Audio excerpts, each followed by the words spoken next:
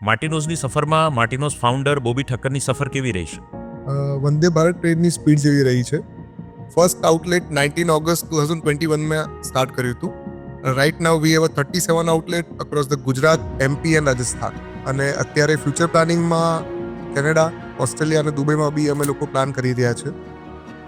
Journey એવી રહી છે કે સમટાઈમ અપ એન્ડ ડાઉન્સ તો દરેક બિઝનેસમાં આવે છે, એવી રીતે આમાં બી અપ એન્ડ ડાઉન્સ આવ્યા છે.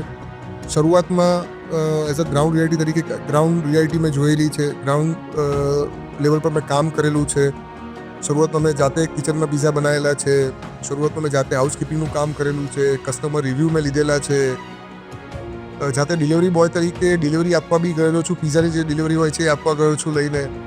તો બહુ જ બધું જર્નીમાં જોયું છે. ઘણું બધું શીખ્યો છું, ઘણું બધું જાણ્યો છું આનાથી, અને ઘણું બધું સુધારવાની કોશિશ બી કરતો રહેતો હોઉં છું આની અંદર. તો જોવા જઈએ તો એકદમ રોલર કોસ્ટર જેવી રાઈડ રહી છે મારી.